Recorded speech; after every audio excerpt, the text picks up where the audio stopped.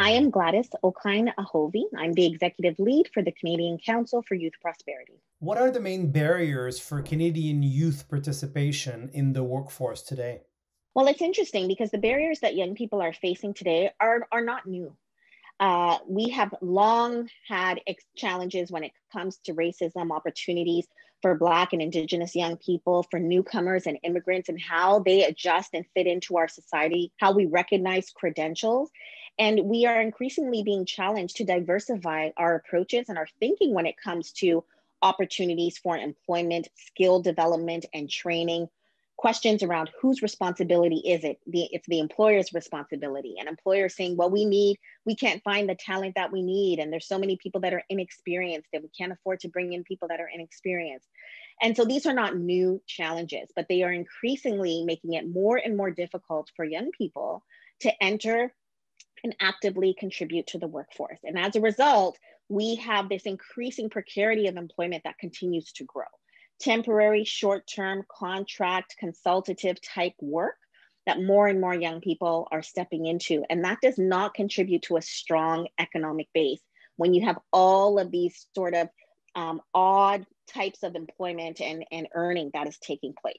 And so these are some of the things that we're actively trying to address to better understand the needs of employers, to better understand the needs of young people, to better understand the offerings of those who provide intermediary type support, like training, credential assessment, work placements, and those sorts of things. And so that's where we're actively spending quite a bit of our time. Obviously, there are standout issues when it comes to racism, equity, and inclusion that we're actively working with partners to address by looking at capacity, the capacity of organizations who are serving those who are experiencing the greatest difficulty, and looking at why are those results not improving? What is it that we can do to support the organizations to enhance the capacity to better serve those individuals? And so those are some of the things that we're working on. How has COVID-19 impacted Canadian youth, and what must be done to ensure they thrive as the economy recovers? Young people have been very hard hit by the pandemic and COVID-19. The top youth employing industries are accommodation and food services, retail and trade, and information, culture, and recreation. All of these industries have been really, really, really decimated by COVID-19. And so young people, first in, first out in terms of entry-level positions, part-time employees, they've been hit very, very hard by the pandemic in terms of what they have access to. These industries are also those that have high in-person interaction. And so for those young people who continue to work in these industries through the pandemic, they're working in high risk positions. And so there's a lot of concern around, them having to face the dilemma, do I continue to work and earn, or do I stay home and keep myself and my family safe? And so it's a really, really challenging spot for them to be in. And so we are actively working with various industries to make sure that young people are supported through this period, that they're supported in navigating their options, that they have access to timely support in virtual offerings. So there's no additional requirement for in-person interaction. And we're also actively looking at how do they navigate from one opportunity to another so they can continue to support and sustain themselves. So the pandemic has really brought forward gaps in our current ecosystem where the individuals don't have a lot of access to supports because they're already working.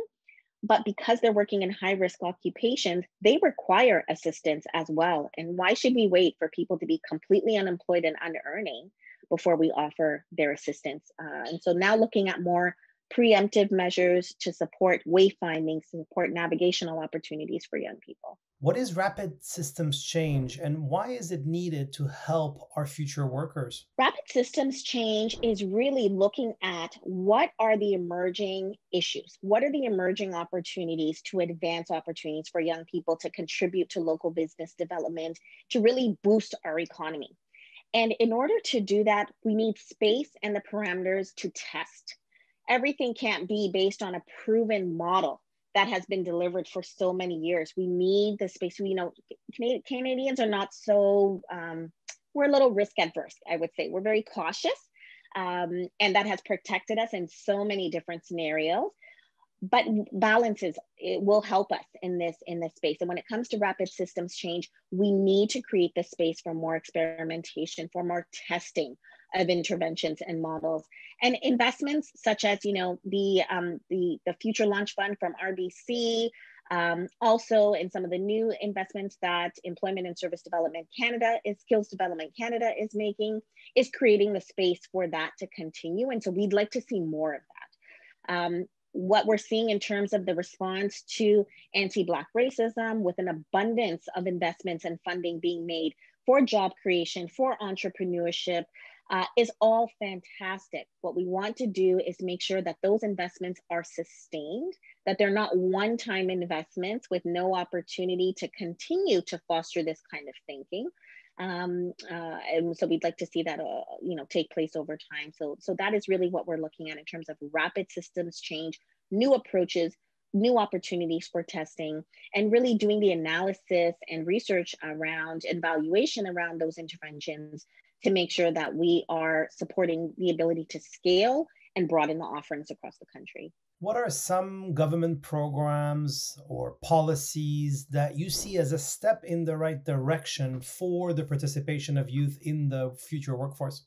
Sure. I mean, so an example that we've been working with recently are the changes and enhancements that have been made to the Canada Summer Jobs Program, allowing for the employment of students in full-time and part-time opportunities, and extending it beyond just the summer. On the policy side, we've worked very closely with the YWCA and their feminist economic recovery work, and to see some of their recommendations mentioned in the speech from the throne, incredibly encouraging. And so opportunities for women to support women, to have the national child care strategy put into place, increases the amount of people that can step back into the workforce.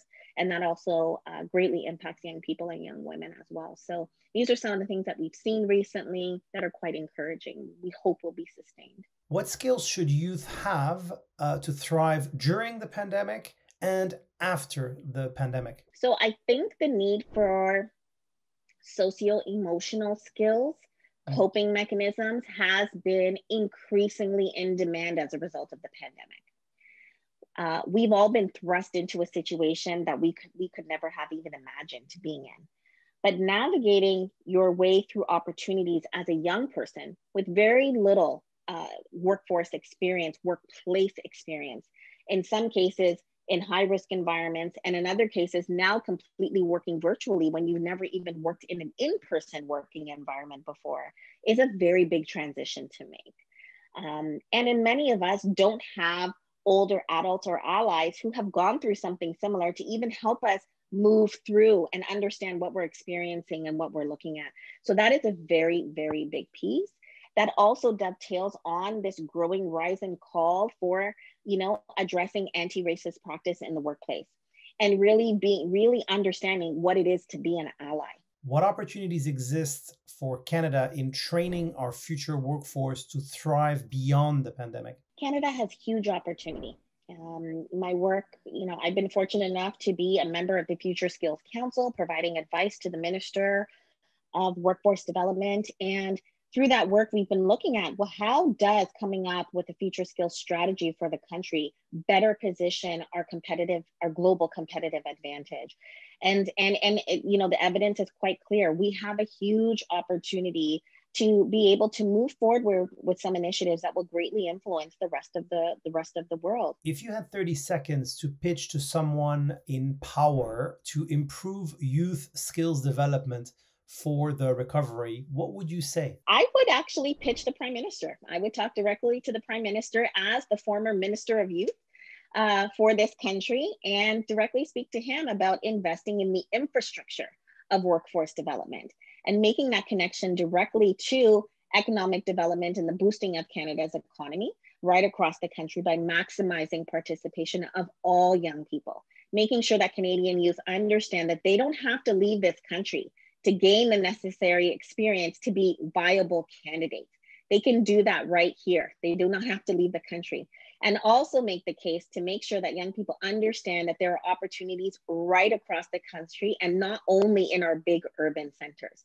You know, thinking beyond MTV or Montreal, Toronto, and Vancouver. there are tremendous opportunities across the country. And with the right investment in the infrastructure to make that access possible, we can really make sure that our young people are thriving.